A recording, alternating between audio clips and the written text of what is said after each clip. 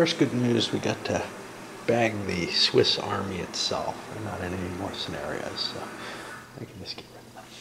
There are still Swiss in the game. It's just that national army is gone. So this is going to be Bicocca. What can we say about it? This is Foix showing up again, and Montmorency shows up as well. Coming in to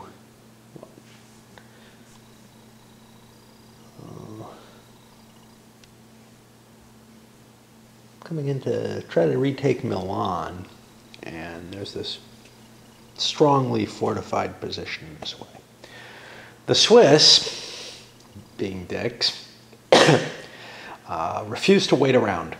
They want to attack, presumably so they can loot or whatever it is the Swiss like to do. And so some additional forces that the French might have had available to them aren't available for this. There is no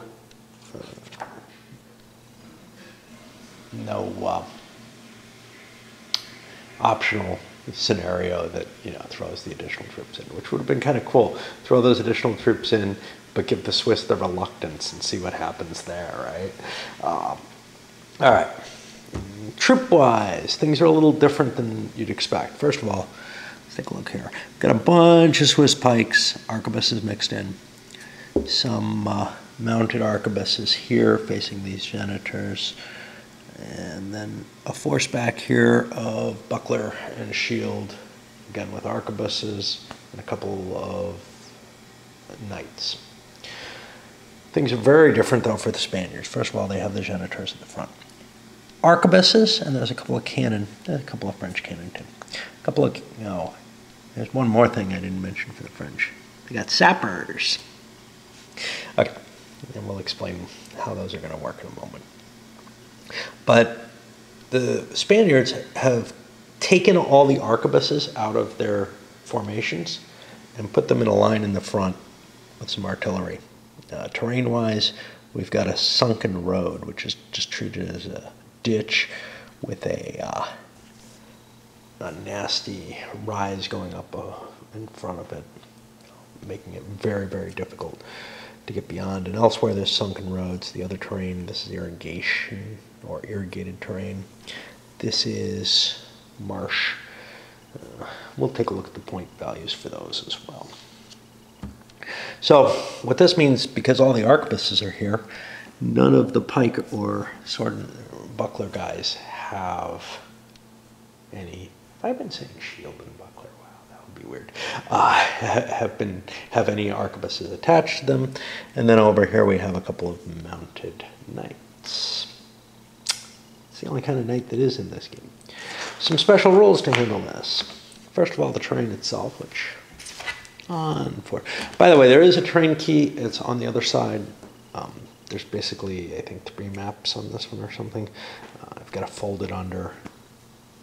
I know what the terrain is. So it felt easier than having a big bunch of map in front of me. That just distracts me. That's why I do the cutting. Here we have this, and you can see, hey, look, the artillery is going to be expending 2 movement in the clear, which they've been doing everywhere, but I never get to move them. The irrigated, very painful, especially for the artillery. Marsh, obviously, very painful. It's got a penalty if you're attacking into or out of it. These gardens, a little bit of a expenditure. I mean, for the pikes, it's huge. And a little bit of defensive benefit. The manor house itself, not much can get in there. Hey, look, the janitors can. I bet they make a mess. And some good defensive bonuses.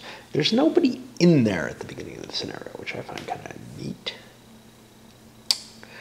I didn't realize that they set up not in there, but bridges. A number of the units aren't able, they're really, I don't think there are a lot. There's one here, one here. A number of the units are basically unable to take advantage of the bridges. The pikes, obviously, but also the sword and buckler unit, and let's see, and arquebusiers and sappers. Other units are small. I don't know why the sappers have trouble, but whatever. Other units are kind of small, and like the artillery. And they can cross the bridge cheaper than the ditch. The ditch, well, maybe not cheaper. The artillery can't cross. The ditch itself isn't that bad with an effect, and that'll prevent charges. However, the sunken road, this portion of ditch or of road, road, ditch, whatever, is particularly bad. And that is going to cause disorder to just about anything that goes into it, and is very expensive to move through, and has some big modifiers. Now the G -4 for shock. Yeah. So if you attack into the rampart, you have a -4. If you attack from the rampart into the road, I think, or where there's no rampart somehow, you get a -2, or crossing the road, because you can't actually be on the road. It's not a road. It's a special big ditch. Now, that can be filled, and half filled doesn't do you much good, but fully filled will end up changing the prices, no disorder, and it changes the modifiers for crossing it. Now let's look at H. Okay, so this is interesting.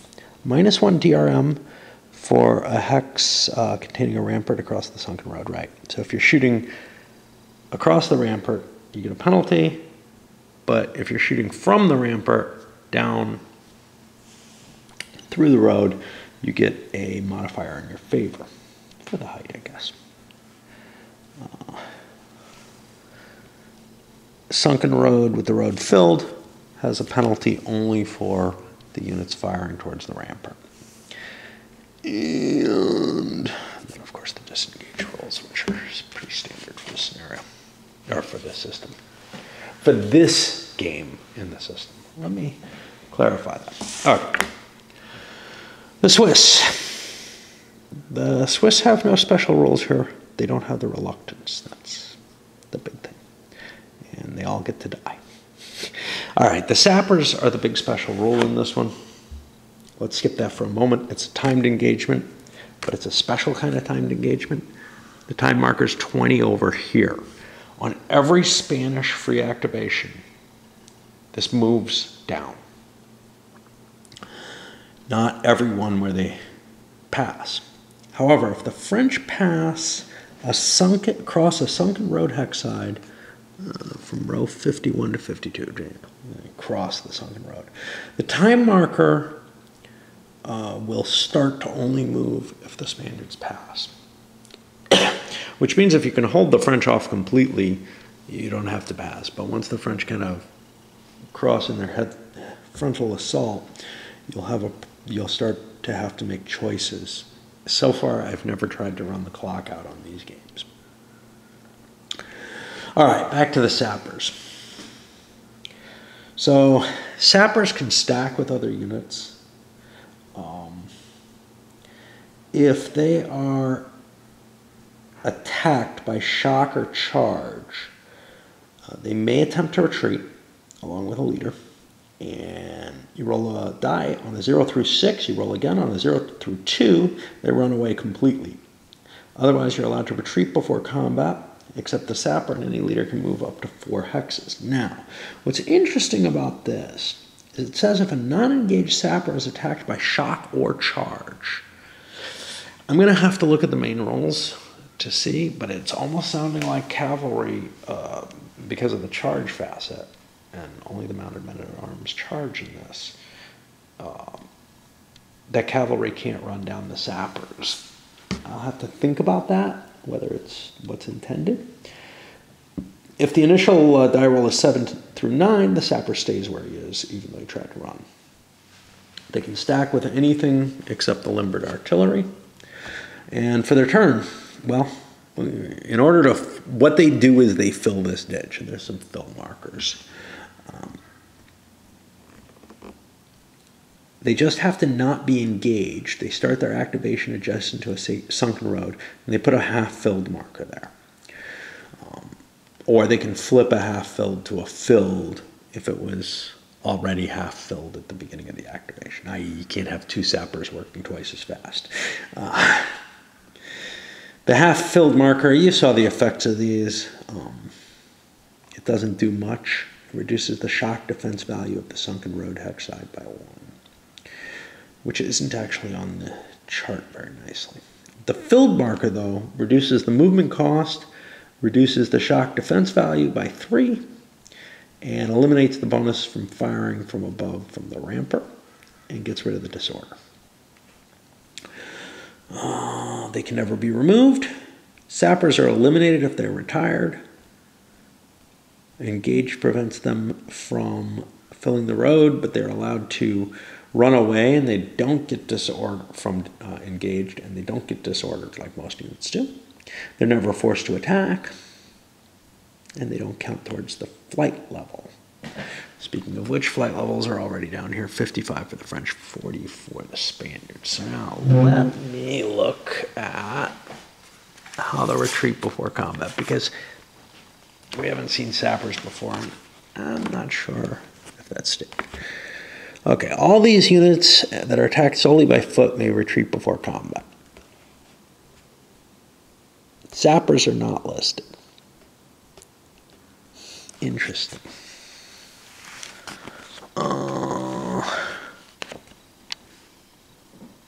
Yeah. I don't know if this is some sort of special retreat that they can make, because they're basically able to just disperse. There are so few of them that the cav can't really run them down. That's how I'm going to play it. It's not obvious for the rules. And we'll probably get this started tonight. Gosh, you know, I forgot to mention something. And here I have an excuse.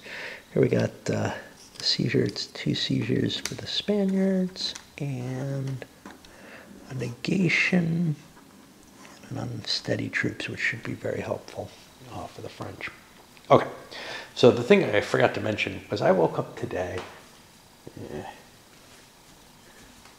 This is the first time this has happened, where as the daylight appeared over there in that little clearing down there, there's like a little deer trail, really. There was a deer there sleeping. And I'm convinced the damn things are really, really lazy because he slept for a long time. Nah, maybe not that lazy because they wander around eating pretty late at night. But yeah, he was there. She actually, I think.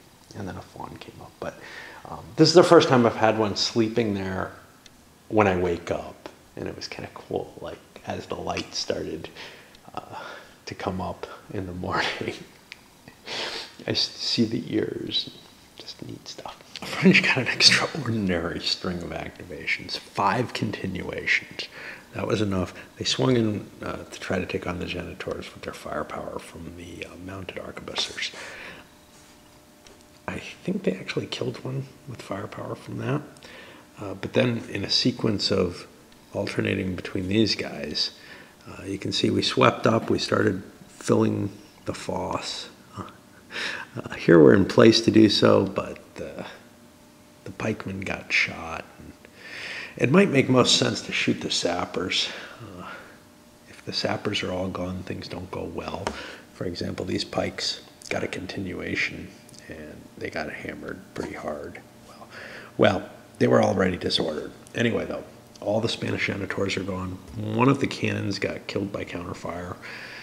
And I guess that's it. But now we're on the Spanish turn. And that means one of these goes. And they get to do a lot of shooting. Shooting that largely the French aren't going to get to return. And with what looked like a really impressive start, the Spaniards got themselves 2 continuations, which was enough to get this line firing twice and also recovering a unit. We blew away everything that was at the front. Some of them were retired, but we killed both the sappers and 2 of the pike. I guess to, let me see, 10, 11, 12, 13, 14, yeah. It looks pretty damn hopeless. Attacking across here is really unpleasant. And now with the sappers gone, I can't see it happening. So I'm gonna have to do some kind of weird outflank, and unfortunately this force is split now.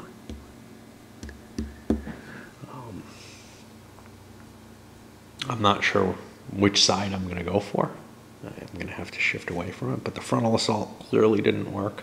There's not a lot of room around here to do things, so I don't know what that's all gonna mean. The manor, basically no one can live in the manor.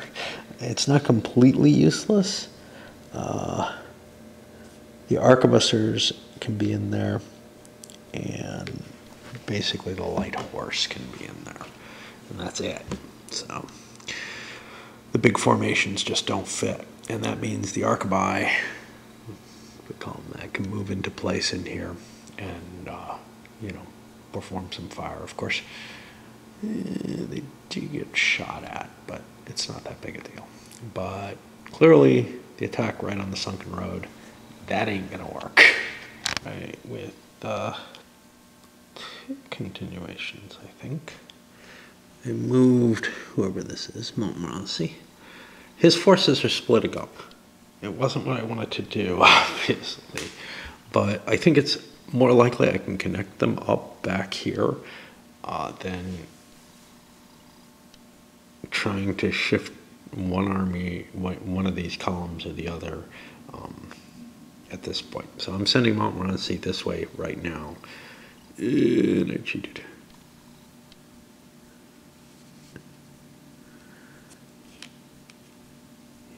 He did not advance, so he didn't get shot. Would I have noticed? Maybe not in time. Maybe I should let him hang on the vine there since it was bad for him. But I also advanced who is this, Medici's forces a little bit in order to try to, that extra firepower will be helpful, presumably. So now the Spaniards have kind of a problem. There's nothing really, they have to keep something in the front because this is still there, and those are a little faster moving than the pike.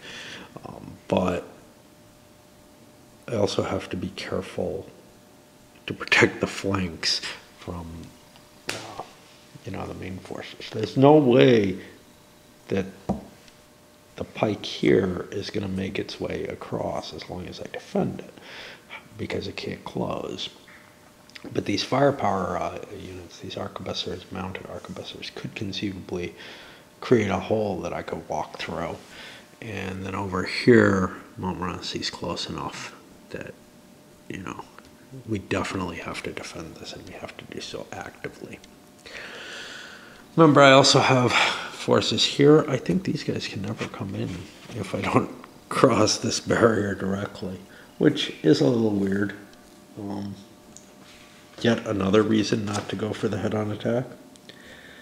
They may be activated only if the French unit has entered hex. Oh, I'm sorry, this is wrong. Who is it?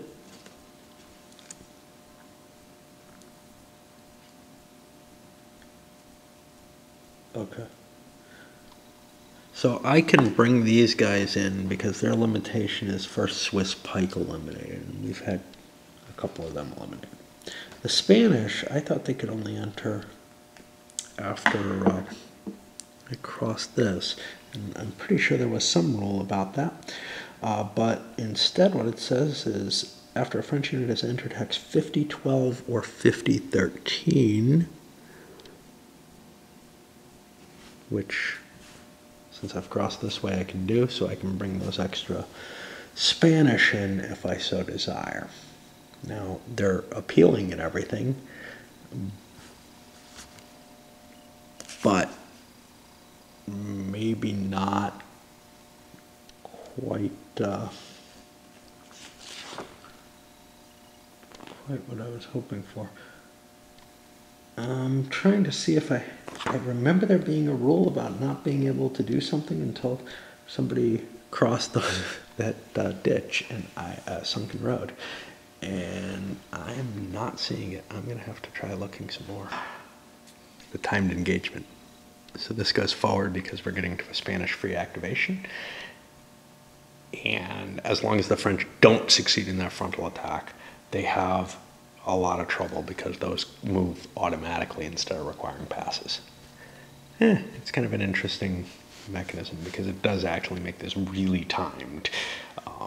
And it's tough because those pikes aren't very fast. Got 2 continuations, which isn't a good number. They want an odd number, or they wanted an odd number because they needed to position these units. I mean, they got to withdraw this guy who got shot before. They did not want to launch an attack here, not over the trench into the marsh. That's just horrible. But they did get to do some shooting and disordered a couple of units, retired a unit, etc.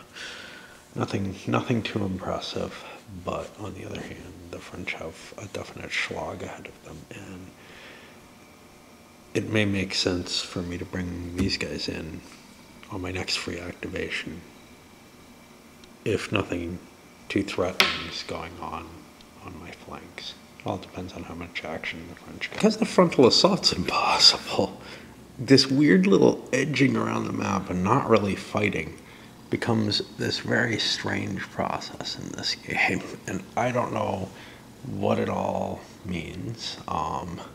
Obviously the timer goes down, but also it's causing these silly traffic jams where I've got one unit blocking, or one command blocking the advance of all these, but I really wanted to get these guys moving, get this guy out of the way. So it seemed most important to move that first. No continuation. Over to our Spaniards, who are beginning to run out of firing opportunities, at least for the arquebusiers in the front there. So Spanish, the Spanish trumped in after the French moved just their mounted arquebuses. This is part of the Black Band, and which reminds me of the, obviously derived from it, the old RuneQuest. Some of the stuff related to it in the companions was the Black Horse Band, right? I can almost guarantee you a name kind of word around and somebody thought, to modify it a little bit, just even not consciously. Because I'm pretty sure those guys were fairly up on their history at various, I'm sure they had their interest in history, and I wouldn't be shocked if someone had read this stuff at all. Okay, so I can't assure you, right? But the Spanish trumped in, just shifted some of some guy I can't read. My eyes are getting so bad between the glare and Frundsberg. Okay. Oops. I had forgotten to put the standard down. So far it hasn't had an effect. And now that puts me back on a French initial action. Only got their initial activation, which they used to rally the flag, and they didn't get any momentum off that. The Spaniards, on the other hand, got 2 momentum, so 3 actions in total, which meant 2 firings of their arquebus and artillery. It's kind of cool because the artillery is the same color as the arquebuses in this case, so they can actually mix them in, unlike the other scenario where I kind of illicitly mixed in slightly less pink-orange band units with the pink band units because they were visually indistinguishable to me, at least.